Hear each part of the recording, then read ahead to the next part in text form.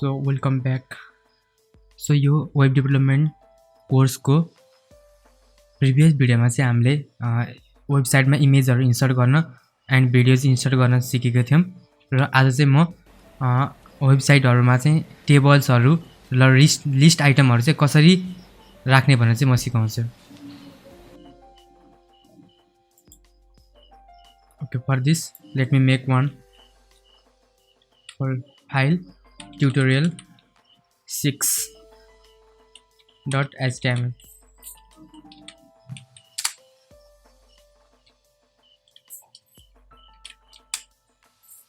So आज चाहिँ tables र लिस्टहरु टेबल्स एन्ड लिस्ट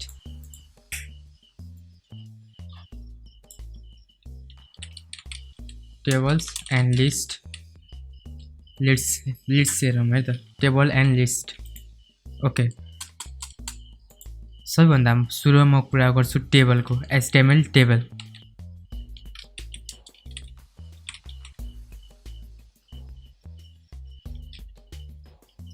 HTML टेबलले चाहिँ के गर्छ भने यो HTML टेबलले चाहिँ हामी जस्तो डेभलपर्सहरुको लागि चाहिँ डाटाहरुलाई चाहिँ कोलम र रोमा चाहिँ हामीलाई अरेन्ज गर्ने अलाउ गर्छ.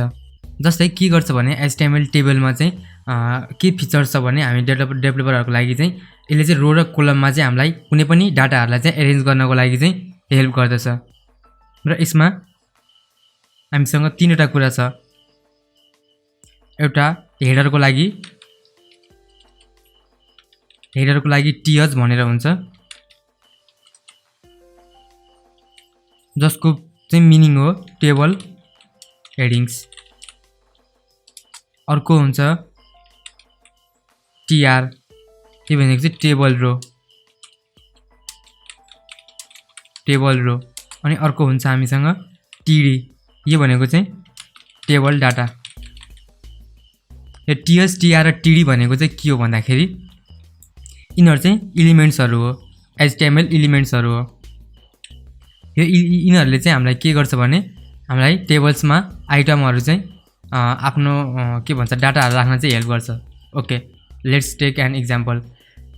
सो के गरौँ भने टेबल्समा राख्नको लागि चाहिँ हामीसँग टेबल ट्याग छ. यो ट्याग भित्र चाहिँ हामीले जति पनि डाटाहरु राख्छौं त्यो सबै चाहिँ के हुन्छ त भन्दाखेरि टेबल एज अ टेबलको रूपमा आउँछ.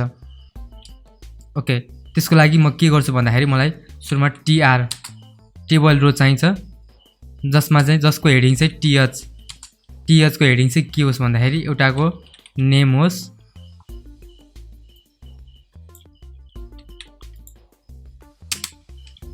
एन्ड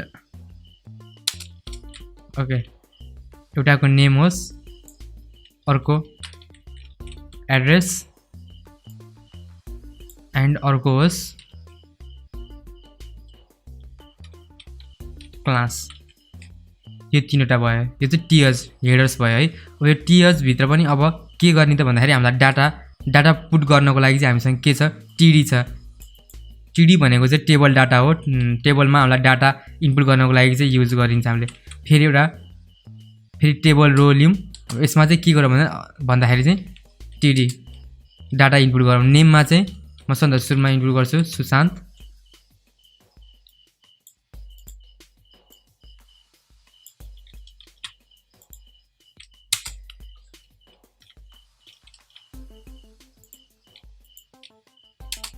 ओके, सुशान्त भयो है. एन्ड एड्रेसमा चाहिँ म काठमाडौँ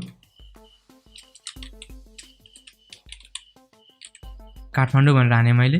अनि अर्को क्लासमा चाहिँ के भनेर हाने भने मैले 12 भनेर हाने. सो यो एउटा डाटा भयो. त्यस्तै अर्को हालौँ यसको ठाउँमा राम भनेर हालौँ. प्लेसको ठाउँमा पोखरा एन्ड क्लासको ठाउँमा 11 भनेर हालौँ. सो यसलाई सेभ गरौँ अनि हाम्रो लाइभ सर्भरलाई पनि स्टार्ट गरौँ. So let's see. ओके, धेरै सानो आएको छ. ओके हेर्न सक्नुहुन्छ यहाँनिर नेम टीएसले चाहिँ के गर्छ भने अटोमेटिकली नै हाम्रो हेडर्सहरुलाई चाहिँ बोल्ड गरिदिन्छ है हेर्न सक्नुहुन्छ बोल्ड भएको छ र हामीले जसरी डाटा पुल गरेका थियौं नेमको ठाउँमा सुशान्त एड्रेसको ठाउँमा काठमाडौँ र क्लासको ठाउँमा 12 त्यो चाहिँ एज अ टेबलको रूपमा आएको छ अब यसमा लाइनहरु छैन हैन लाइनहरु एड गर्नको लागि के गरौँ भन्दाखेरि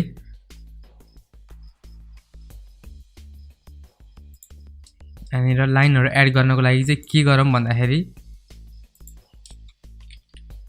स्टाइल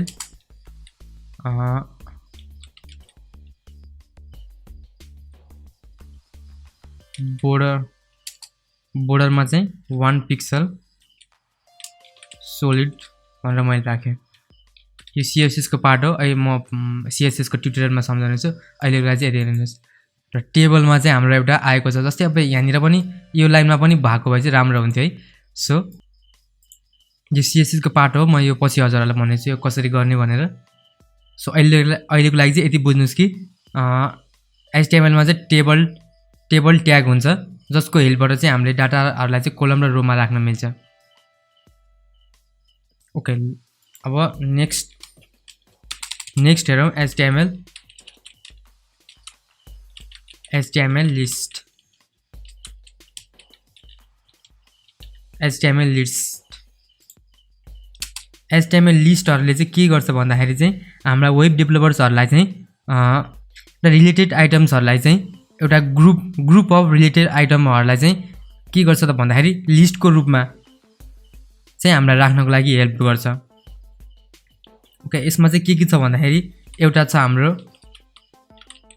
li भन्ने हुन्छ यो भनेको चाहिँ लिस्ट आइटम हो अर्को हुन्छ OL भनेको चाहिँ अनअर्डर OL भनेको ordered list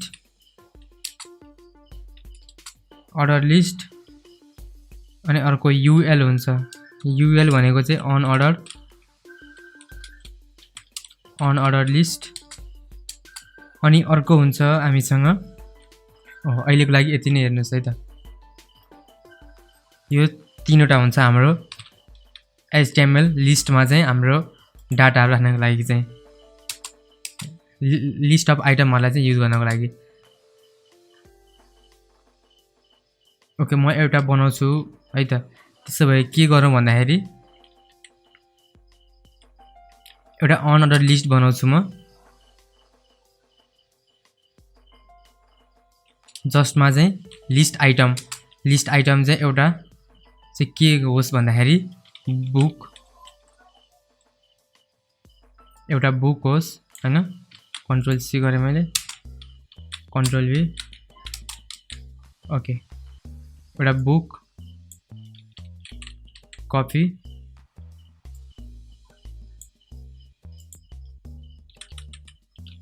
pain and laptop हेरौँ है त चाहिँ एउटा अनअर्डर लिस्ट भएको चाहिँ कारणले गर्दाखेरि चाहिँ you can see book pen laptop भनेर आएको छ अब यसलाई नै सेमलाई नै यदि मैले यो सेम लिस्टलाई चाहिँ मैले अब अर्डर्ड रूपमा राखेँ भने चाहिँ के हुन्छ भन्दाखेरि अर्डर लिस्टमा राखेँ भने चाहिँ के हुन्छ भन्दाखेरि चाहिँ नम्बरिङमा आउँछ है त अब हेर्नु 1 2 3 4 भनेर आउँछ लुक यो भयो अनअर्डर लिस्ट यो भयो अर्डर लिस्ट देख्न सक्नुहुन्छ सो यस्तो यो अर्डर लिस्ट अनअर्डर लिस्टहरुको चाहिँ काम कहाँ आउँछ भने जब हामी न्यापबारहरु बनाउँछौं हैन त्यस्तो बेलामा चाहिँ स्पेशली यो युज हुन्छ ओके यस्तो गरौँ न त के गरौँ त भन्दाखेरि यो माथिको जति पनि छ यसलाई चाहिँ म के गर्छु भन्दाखेरि यसलाई म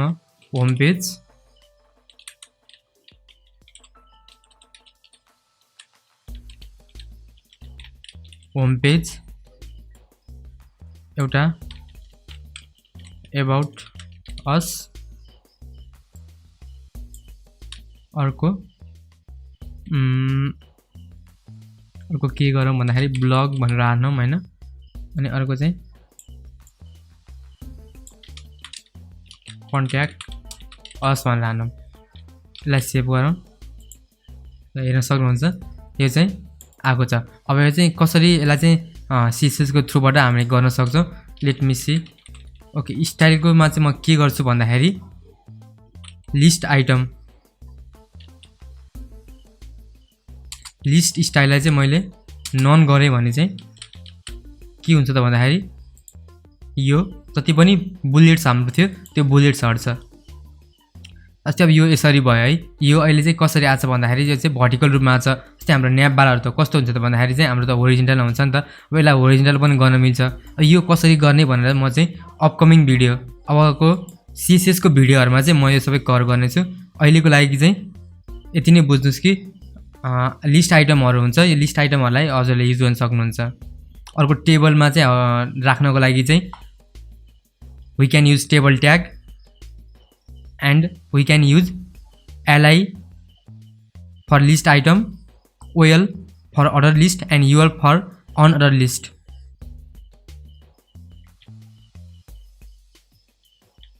okay in this video we have seen the HTML tables and the HTML list